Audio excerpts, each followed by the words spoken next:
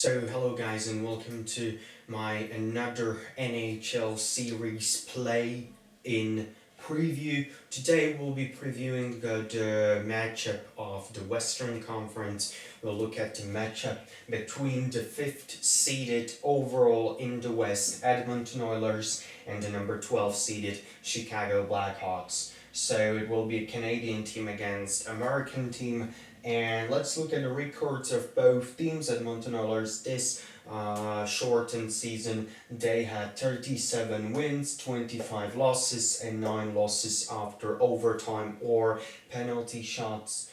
Then overall they had 83 points. Chicago Blackhawks on the other hand with 32 wins, 30 losses, and 8 losses after overtime or penalty shots, and they had 72 points. So between these two teams there was, at the end of the regular season, which was of course shortened due to the coronavirus pandemic, there was a difference of 11 points between these two teams.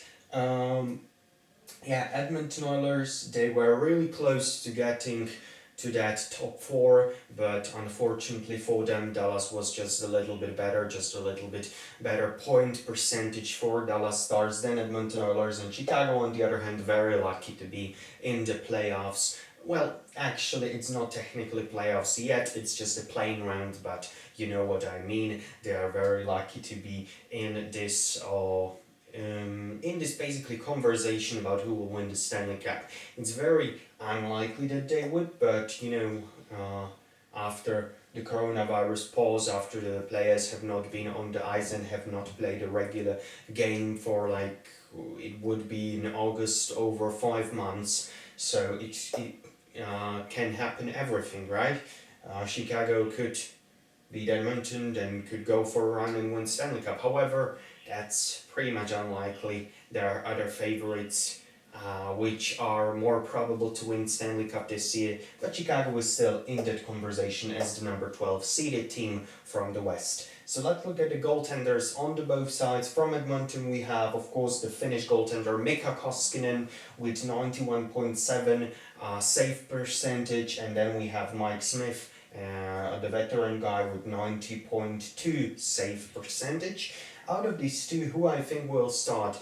Once again, it will depend on the current form of these two, but I think, just it's my personal opinion, that they could go. I could imagine that they will go with the Smith. Just saying, I could imagine that they will choose Mike Smith as their starter. And when we look at the Chicago Blackhawks, they have Corey Crawford there with 91.7 save percentage, and of course not PK Subban, but his brother Malcolm Subban, who was involved in that trade for Robin Lehner with Vegas Golden Knights, and he has currently 89 save percentage. So out of these two, who I think will be the starter? I think it's quite obvious. I think Chicago will go with Corey Crawford.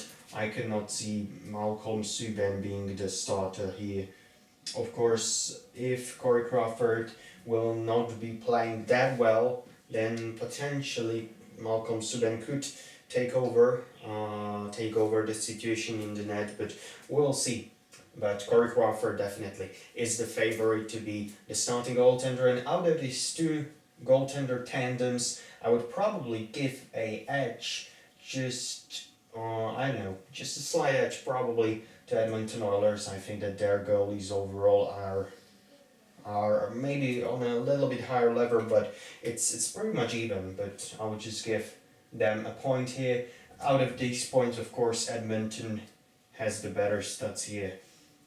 Draisaitl, 110 points, absolutely phenomenal season by him. 43 goals, 67 assists. So yeah, what you can see, other than just he will probably win the heart.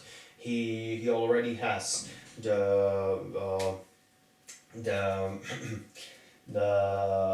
for the most productive guy. So he already has won one of the major trophies, but he's still 110 points when you consider that some teams have not played even 70 games, like Edmonton has played 37 plus 9 plus 25.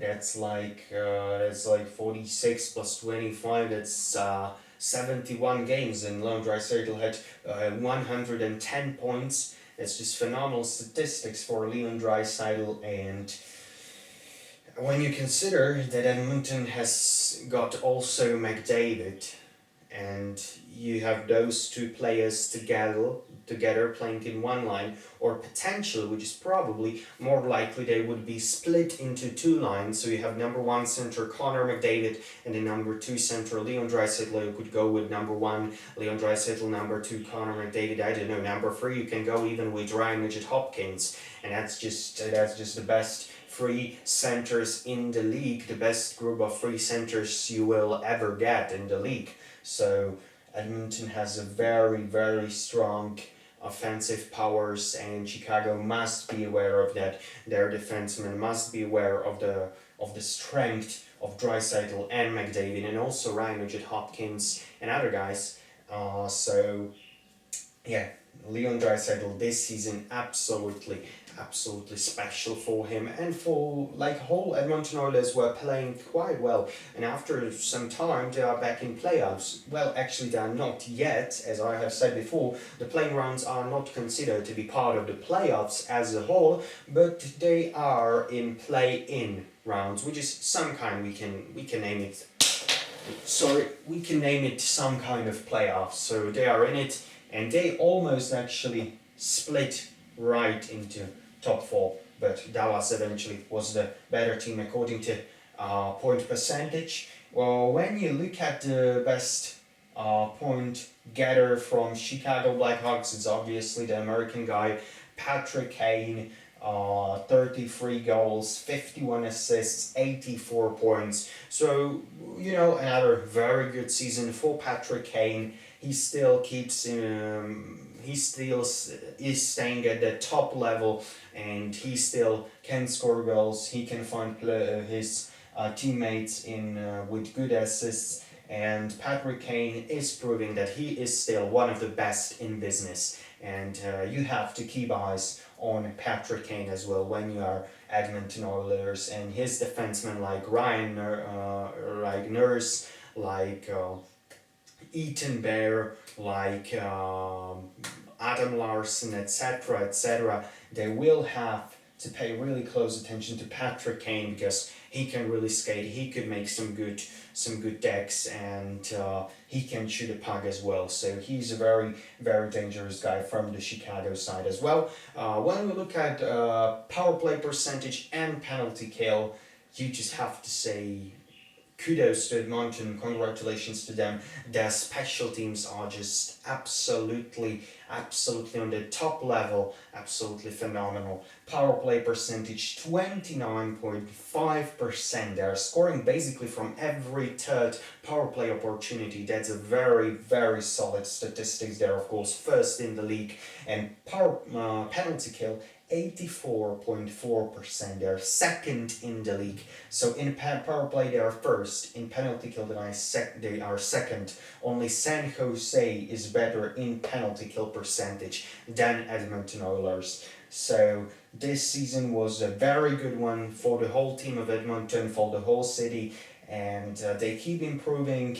And yeah, this just shows you how good they were, how good their team effort was, their motivation to play each night, their determination to win each and every night. First in power play percentage, second in penalty kill. That these special teams would be a great problem for the Chicago Blackhawks. I would say that this would be the greatest threat to Chicago, because when you look at them, power play percentage 28 in the league with only 15.2%. 15.2% when you compare it to 29.5. That's just almost 2 times more. We can say that 2 times more is Edmonton scoring during their power plays than Chicago is. That's a very, very big difference. And Chicago on penalty kill, not that bad. Penalty kill is not that bad on the side of Chicago, 82.1%. It's only 2% lower than penalty kill of Edmonton, but that power play really they have to do something with it, you would think, right? Patrick Kane has there, Dominic Kubalik, very good striker. They have to find ways to put the puck in the net even during those power plays, because 28 in the league, that's not that good, you would imagine. So again, in these power play and penalty kill, we must give an edge to Edmonton Oilers. So I'll give them a mark as done. So right now we have 3 advantages for Edmonton. We are going to goals differential.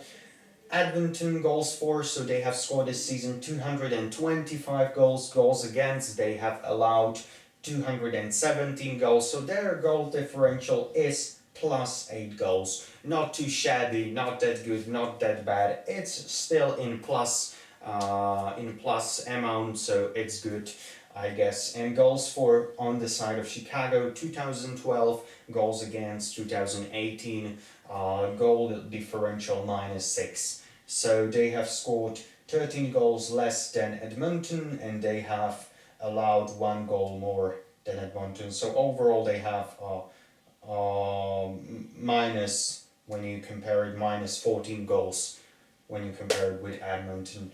So yeah, Chicago in the minus signs, Edmonton slightly above nil, so they have +8 right now. So again, we must give an edge to Edmonton even in this category in goals differential. So that's another tick for Edmonton. And when we move forward to players to watch, of course from Edmonton you have to put there number 1 and number 2, McDavid and Draisaitl. You could put Draisaitl first, I put McDavid first because I still think that he's overall the better player, but Draisaitl is a quite decent player as well. I will tell you something, he can shoot that puck as well. And overall, I think that McDavid and Draisaitl, Chicago will have a big trouble keeping them out of the scoring list. And Zach Kassian, this may be surprising for you.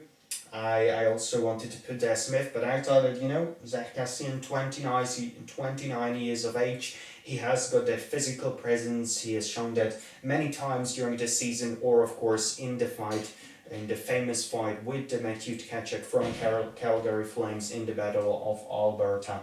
So Zach Kassian definitely very good physical presence in front of the net, and he will be, I think, a very important piece for the Edmonton Oilers to win this series. When you look on the Chicago roster, I have here players to watch. Patrick Kane, of course, the most productive player from Chicago, and he's a very important guy for this whole team and for Jeremy Colliton, the coach of the Blackhawks. Then you have here Dominic Kubalik, one of the greatest, I would say, one of the greatest findings of the season, one of the greatest surprises, because Dominic Kubalik, he was still the age, I think he's right now 25, so he's still considered to be a rookie, but really he's 25, so he's not really that rookie, that young already. He was playing in Europe. It was started, I think he was drafted by LA Kings though, and then he was transferred from LA to Chicago.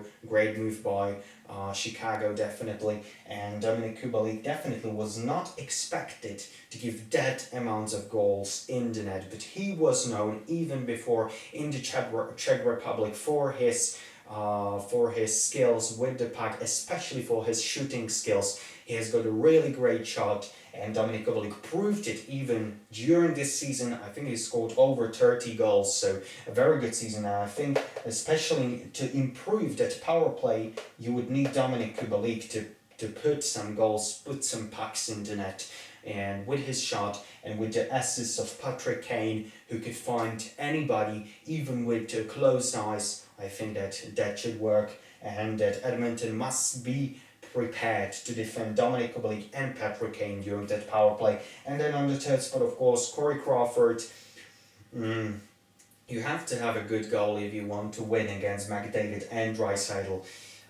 You have to be prepared, and Corey Crawford and his performance during this series would be crucial, and it would basically determine if Chicago has any chance of beating the Edmonton Oilers, because the favorite is quite obvious. It will be the Edmonton Oilers, and my tip here on the end, I think that it will be quite a decisive victory for Edmonton. I wasn't sure before the video if I would put 3-1 to Edmonton in favor of Edmonton or 3-0.